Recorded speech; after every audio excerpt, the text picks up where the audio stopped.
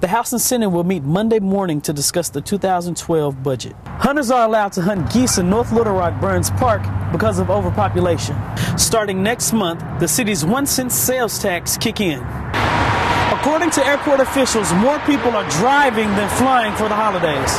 The Arkansas's art exhibit, Will Barnett, is now on display. This is the location where a man opened fire on a group of teenage boys, shooting one of the teens in his right leg. Now, I spoke with officials about 15 minutes ago, and they said his injury isn't life-threatening, but warns everyone to be safe and cautious of their surroundings. I'm standing outside of the Mosaic Templars Cultural Center, where the Brothers of Black Men United have gathered to celebrate a 10-year milestone for their service of making sure black men graduate from college. And yes, I want to say big ups to them. Child obesity is one of the major issues facing the state. Now that budget cuts have been made for physical education, more parents worry that kids will turn out unhealthy and overweight. A 1-cent sales tax was passed to improve Little Rock parks. For the next 4 months, the Egyptian pyramid exhibit is showing at the Arkansas Arts Center.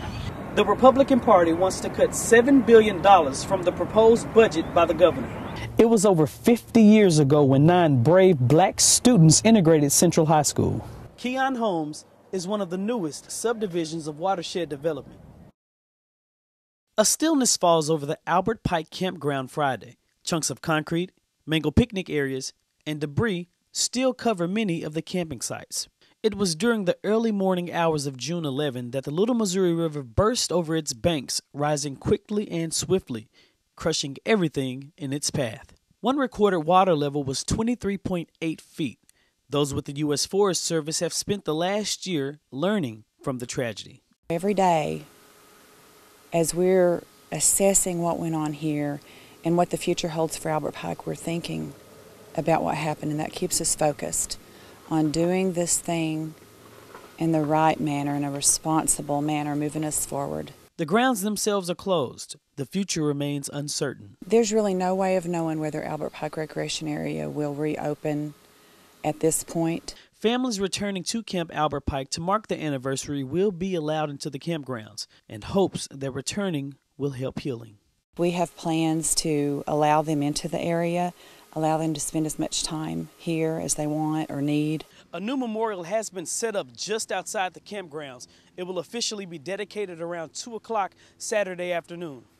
In Langley, I'm Willis Young, Channel 7 News. My Achilles tendon on my left leg was cut. When people see Aaron Kaufman in a wheelchair and body cast, they can't help but stare. My right ankle was fractured. It's clear something really bad happened. My tendons were ripped out of my hand. But unless you know her story, there's no way you can understand the scars that remain can't compare to what she lost. I miss her every day. There's not a second I go by and stop thinking about her. Aaron's 2-year-old daughter, Alyssa, died when a former bridal shop in downtown Morrilton collapsed. I see things that I did with her and it makes me cry. And I can just picture her playing at the park again with me, and I know it's not going to happen again. Erin suffered serious injuries herself when she tried to pull her daughter from the rubble. She was just an angel, really. She loved everybody.